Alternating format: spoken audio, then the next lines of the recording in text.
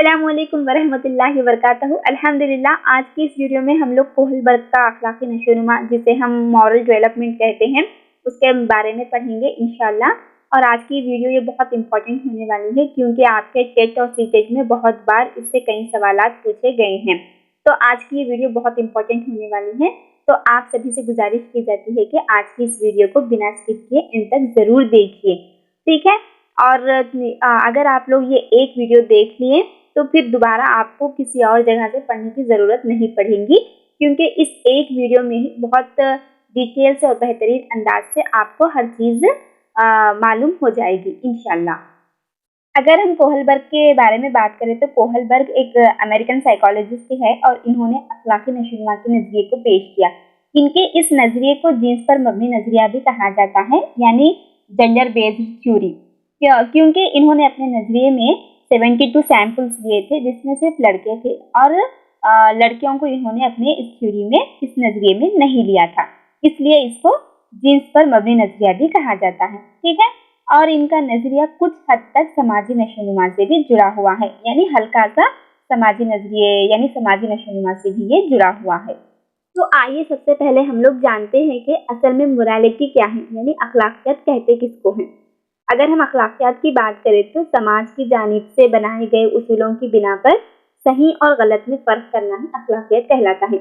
यानी जो हमारा समाज है, जो समाज हमारा किसी काम को करने के लिए या फिर कुछ उसूलों को बनाता है, तो उन उसूलों के ऊपर, उन उसूलों के बेस पर हम अपनी तरफ से इंफरादी तौर पर या फिर इज्तिमाई तौर पर सही और गलत में फ़र्क को महसूस कर सकते हैं, सही को सही और गलत को गलत कह सकते हैं।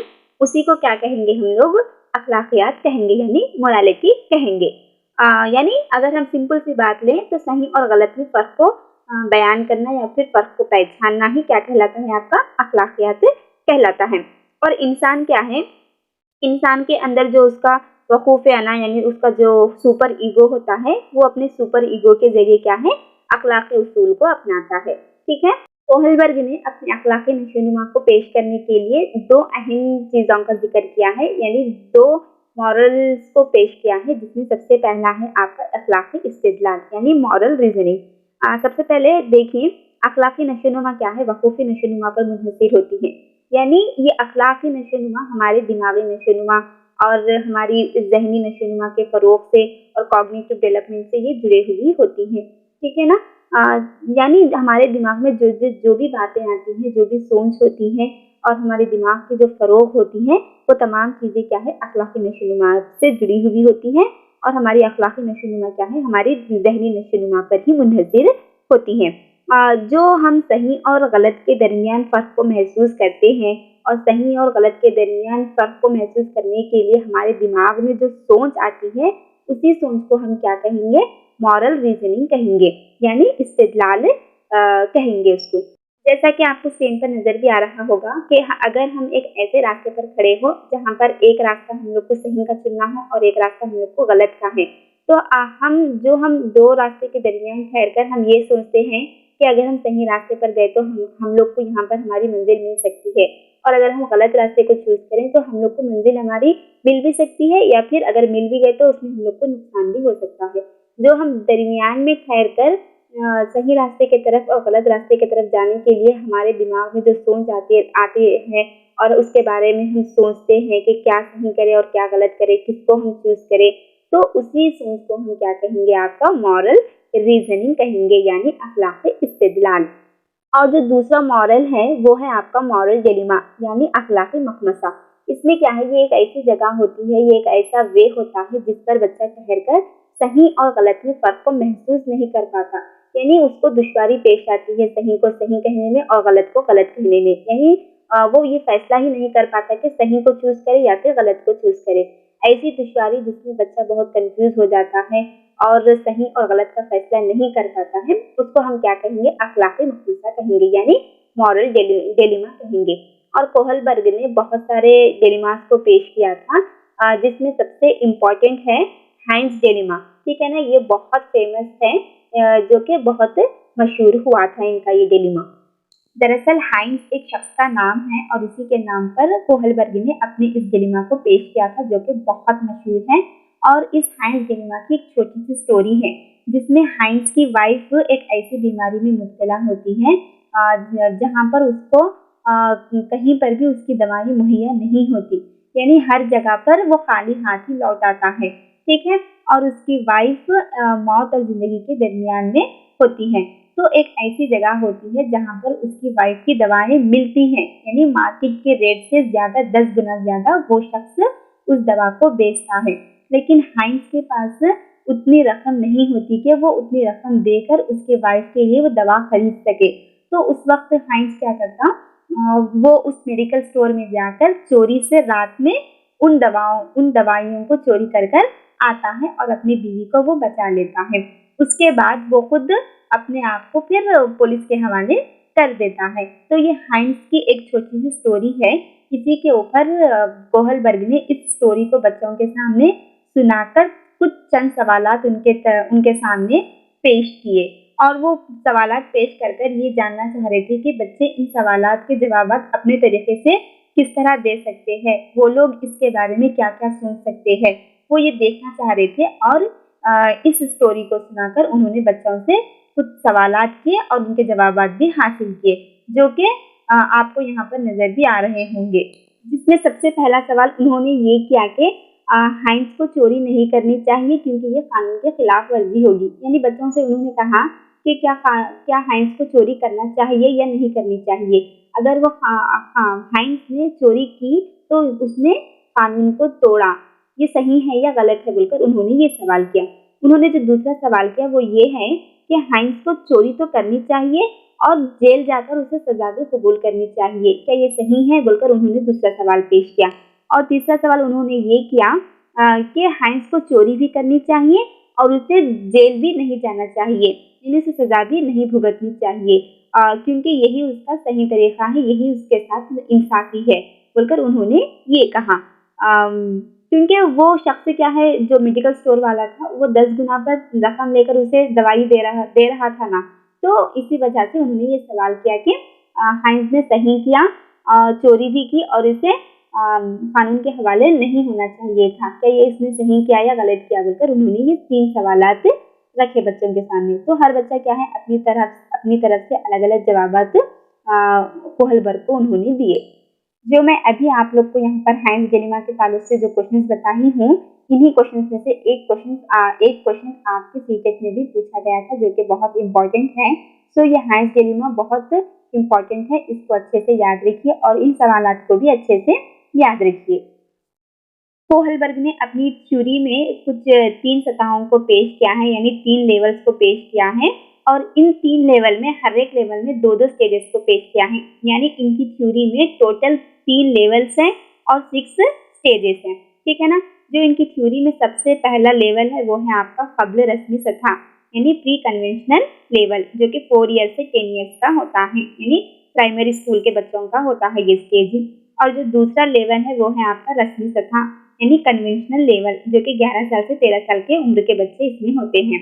और जो तीसरा लेवल है यानी जो तीसरा सतह है वो है बईद रस्मी सतह, यानी पोस्ट कन्वेंशनल लेवल, जो कि 14 साल से उसके ऊपर की उम्र के बच्चों का ये स्टेज यानी ये लेवल होता है। ये 3 लेवल बहुत इंपॉर्टेंट है और हर बार इन्हीं 3 लेवल से आपके कई मरतबा सवालात पूछे गए हैं। तो आइए देखते हैं इन 3 लेवल्स को और इन 3 लेवल में मौजूद 2-2 स्टेजेस को। कोहलबर्ग की थ्योरी में जो सबसे पहला इनका लेवल है वो है प्री कन्वेंशनल लेवल, यानी जिसे हम उर्दू में कब्ल रस्मी सतह भी कहते हैं। इन्होंने इसमें 2 स्टेजेस को पेश किया है, ठीक है ना। सबसे पहला स्टेज है फर्माबरदारी या सजा की बुनियाद पर और दूसरा स्टेज है फितरी खुशनसाली, ठीक है। अगर हम पहला स्टेज फर्माबरदारी या सजा की बुनियाद पर, जिसे इंग्लिश में हम ओबीडियंस या पनिशमेंट ओरिएंटेशन भी कहते हैं, इसके बारे में बात करें तो यहाँ पर बच्चा क्या है हर काम को अपने वालिदैन की सजा से बचने के लिए, अपने वालिदैन के गुस्से से बचने के लिए, उनकी मार से बचने के लिए यहाँ पर वो काम करता है, ठीक है ना। यानी यहाँ पर बच्चा क्या है समाज के रस्म रिवाज के बारे में उन्हें कुछ भी मालूम नहीं होता है। यहाँ पर वो जो भी काम करता है चाहे फिर वो गलत हो या फिर अच्छा हो, अगर वो गलत काम करने भी जा रहा है तो वहाँ पर वो रुक जाता है और उसे अपने वालिदैन की मार या फिर उनका गुस्सा याद आ जाता है, ठीक है ना। यानी हर छोटा बड़ा काम वो अपने माँ बाप के गुस्से से बचने के लिए, उनके मारों से बचने के लिए यहाँ पर बच्चा करता है। जो दूसरा स्टेज है वो है आपका फिक्री खुशनखाली, ठीक है।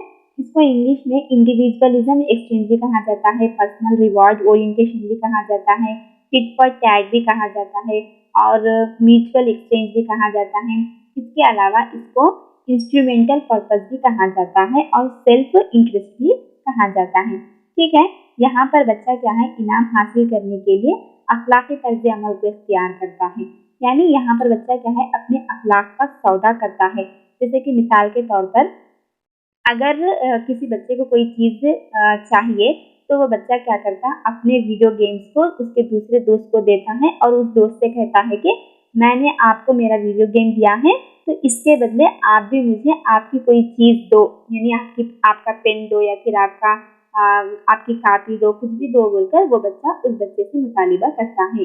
यानी बच्चा यहाँ पर क्या करता है, अगर वो किसी को अपनी कोई चीज़ देता है तो उससे भी उसके बदले वो कुछ ना कुछ चाहता ज़रूर है, ठीक है ना। अगर कोई बच्चा उसको मार रहा हो तो बदले में वो बच्चा भी क्या करता है, उस बच्चे को भी मारता है, यानी बदले में उसे कुछ ना कुछ होना ज़रूर होता है, ठीक है ना। तो इस स्टेज में बच्चा क्या है, टिट फॉर टैट का रद्द-ए-अमल ज़ाहिर करता है, ठीक है। कोहलबर्ग की थ्योरी का जो दूसरा लेवल है वो है आपका रस्मी सतह। इस रस्मी सतह में कोहलबर्ग ने 2 स्टेजेस पेश किए हैं, यानी कन्वेंशनल लेवल के अंदर कोहलबर्ग ने 2 स्टेजेस को पेश किया है, जिसमें पहला स्टेज है अच्छे बच्चे का उसूल या ताउन करना और दूसरा स्टेज है आपका नज़्म-ओ-ज़ब्त, इक़्तिदार, समाजी तरबियत की बुनियाद पर। अगर हम पहले स्टेज के बारे में बात करें यानी अच्छे बच्चे का उसूल या ताउन करना, जिसे हम इंग्लिश में इंटरपर्सनल रिलेशनशिप या good boy, good girl, nice girl orientation भी कहते हैं।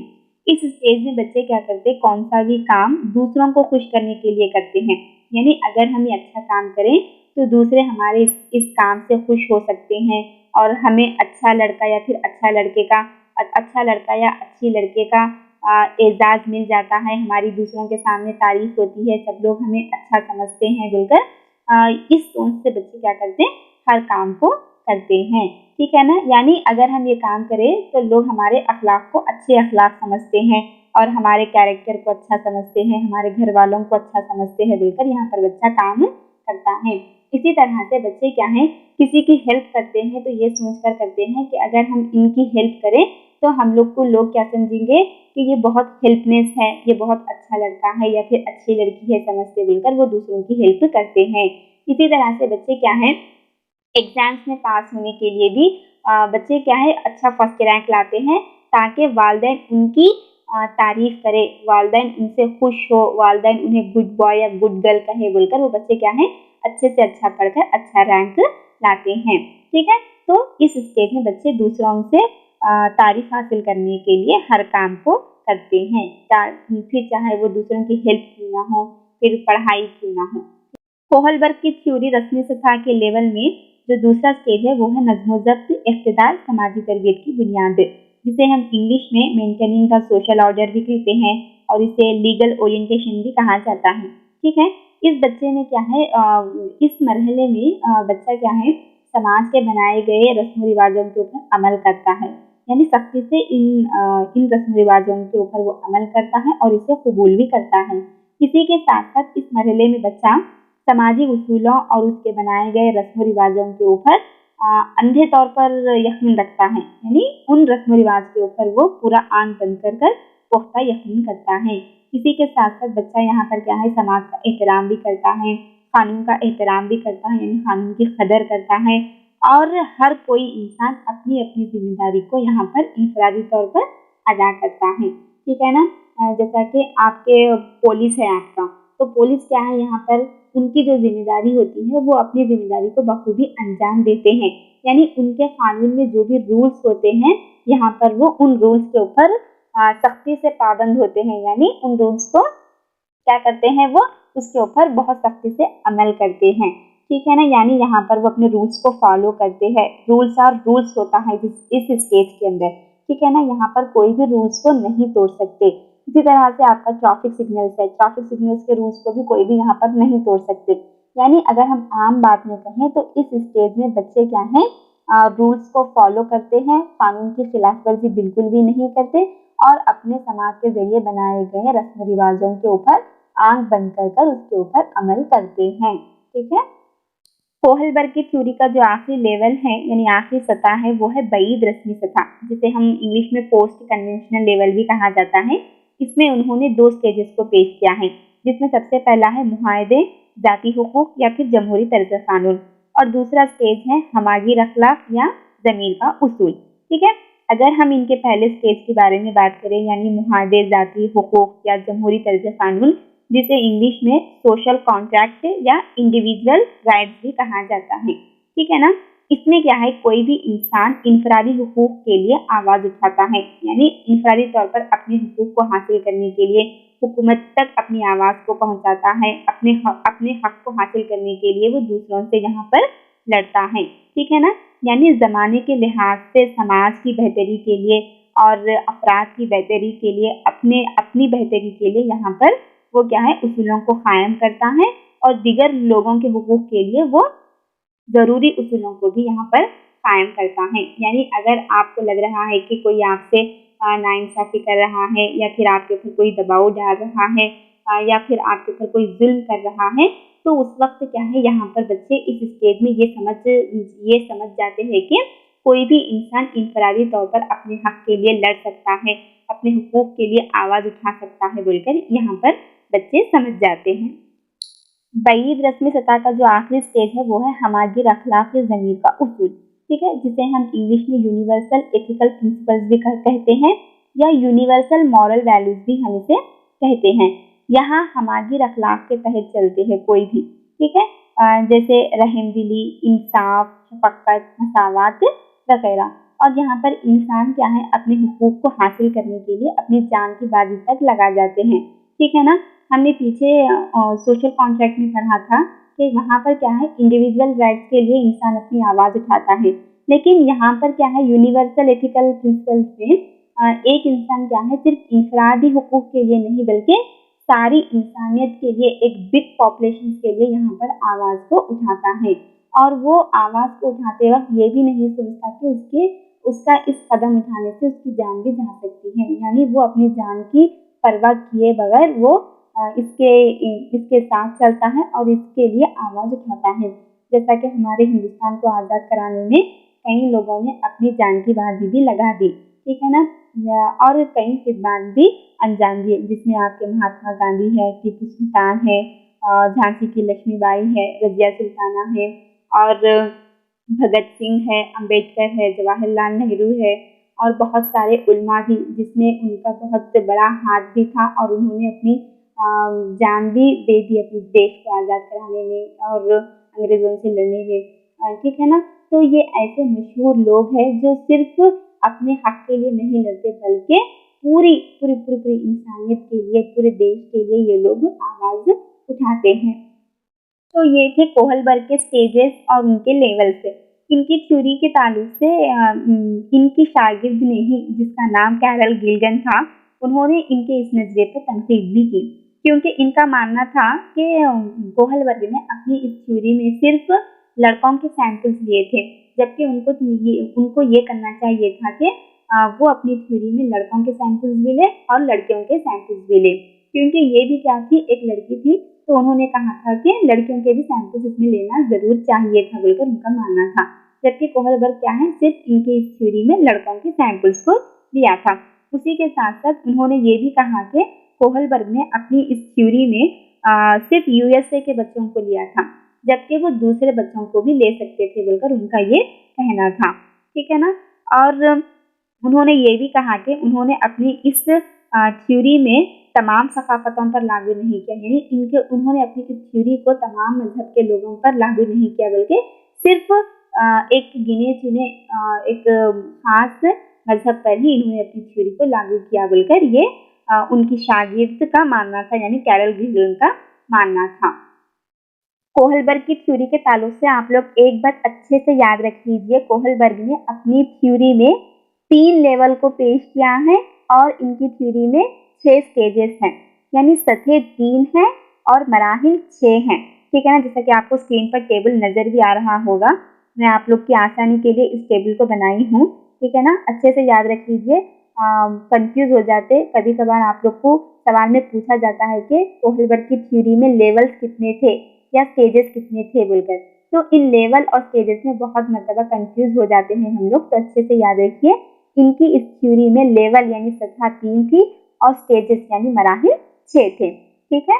तो उम्मीद है कि आज की वीडियो आप लोग को पसंद आई होगी। अगर पसंद आई हो तो लाइक करें, वीडियो को शेयर भी करें, और अगर चैनल को सब्सक्राइब नहीं किया हो तो सब्सक्राइब भी कर ले। जज़ाकल्लाहु खैर। अस्सलामु अलैकुम व रहमतुल्लाहि व बरकातहू।